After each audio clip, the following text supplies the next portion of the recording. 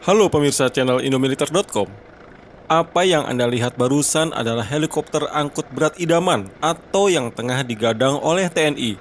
Namun, karena statusnya belum ada kontrak efektif, maka boleh dikata helikopter-helikopter angkut berat tadi masih sebatas perencanaan. Atau ketika musim COVID ini, bisa jadi helikopter angkut berat tadi akan menjadi wacana pengadaan saja. Tetapi, karena memang sejatinya dibutuhkan, maka cepat atau lambat, helikopter angkut berat akan diakuisisi oleh TNI. Dan merefleksikan kerinduan akan hadirnya sosok helikopter angkut berat di bumi Katulistiwa. Ada baiknya kita kembali mengenang pada Mi-6. Ya, sosok helikopter raksasa legendaris yang pernah dioperasikan TNI AU di dekade 60-an. Yang ironisnya juga, tak ada bekasnya yang bisa dilihat di Indonesia saat ini. Menjelang operasi Trikora, pada awal 1960-an, Indonesia membeli berbagai perlengkapan militer dari Uni Soviet. Namun beberapa di antaranya justru tiba setelah operasi Trikora selesai. Termasuk yang tiba setelah operasi Trikora selesai adalah helikopter Mi-6 Hawk pesanan Indonesia yang dibeli sebanyak 9 unit. Pesawat itu kemudian diberi nomor registrasi H270 sampai H278. Sebelum menerbangkan Mi-6, para pilot TNI AU berlatih dengan helikopter Mi-4 yang sudah dioperasikan TNI AU di Pangkalan Udara Atang Sanjaya, Semplak, Bogor. Pada awal 1964, 22 personel TNI AU dikirim ke Uni Soviet yang terdiri atas 6 pilot, 1 navigator, dan sisanya teknisi. Pendidikan diselesaikan dalam waktu 6 bulan, dan pada Juni 1964, mereka kembali ke Indonesia. Sedangkan helikopternya dikapalkan dari Sevastopol di Laut Hitam dan dibongkar di Pelabuhan Tanjung Priuk pada tahun yang sama. Komponen helikopter dirakit di Pangkalan Udara Halim Perdana Kusuma oleh teknisi-teknisi dari Uni Soviet. Helikopter Mi-6 pertama yang selesai dirakit kemudian berhasil diterbangkan pada 1 Oktober 1964. Selanjutnya, armada helikopter Mi-6 dimasukkan ke jajaran Skuadron Udara 8 Wing 4 di Lanut Atang Sanjaya.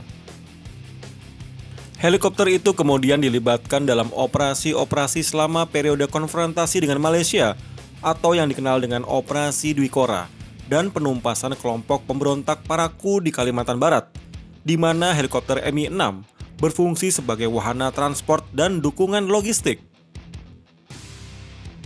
Kehadiran Mi-6 ini tidak menimbulkan kekhawatiran di sejumlah negara tetangga. Selain karena helikopter transport, juga sepertinya negara tetangga telah mengetahui kelemahan daripada helikopter ini. Menurut kesaksian para pilot yang pernah mengoperasikan helikopter ini, banyak kelemahan teknis yang tidak sesuai dengan yang ditawarkan Uni Soviet, seperti pada kecepatan jelajah yang hanya mencapai 170 sampai 175 km per jam, tidak sampai 200 km per jam seperti yang disebutkan dalam spesifikasi. Jarak terbangnya pun relatif pendek karena bahan bakarnya hanya cukup untuk 2 jam terbang. Terbang jelajah yang pernah diperoleh maksimum adalah 2 jam 54 menit, yakni dari Lanut Hussein Sastranegara di Bandung hingga Tanjung Perak di Surabaya, itu pun dengan muatan yang tidak terlalu penuh. Kemudian dari daya angkut, ternyata tidak sesuai dengan yang ditawarkan. Dengan berat kosong helikopter mencapai 27,5 ton dan berat maksimum take off 42 ton.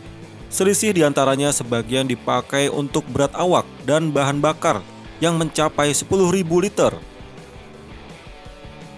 Sebagai akibatnya, perbandingan berat operasional dengan berat maksimum untuk lepas landas sangat kecil. Daya angkut efektifnya hanya 4,2 hingga 4,5 ton saja. Kelemahan lain adalah bila mendaratnya tidak tepat berakibat bantalan udara atau ground cushion sukar diperoleh. Namun jika terlalu tinggi, putaran rotor ekor tidak dapat mengimbangi putaran rotor utama. Namun demikian, helikopter ini memiliki kelebihan, yakni bisa digunakan untuk segala medan. Kiprah helikopter Mi-6 ini tidak lama berdinas aktif dalam TNI AU. Tiba di Indonesia pada tahun 1964, maka di tahun 1968, helikopter Mi-6 sudah di-grounded. Sebagaimana banyak peralatan militer buatan Uni Soviet yang lain, setelah peristiwa G30 SPKI banyak diantaranya yang tidak lagi dioperasikan karena kekurangan suku cadang. Begitupun dengan helikopter Mi-6. Helikopter Mi-6 yang terakhir terbang adalah helikopter dengan nomor seri H277. Lebih disayangkan lagi karena tidak ada satupun helikopter Mi-6 Hawk yang dijadikan museum atau monumen di Indonesia. Nah, demikian bedah sejarah alutsista TNI. Nantikan konten video menarik lainnya hanya di channel indomiliter.com. See you!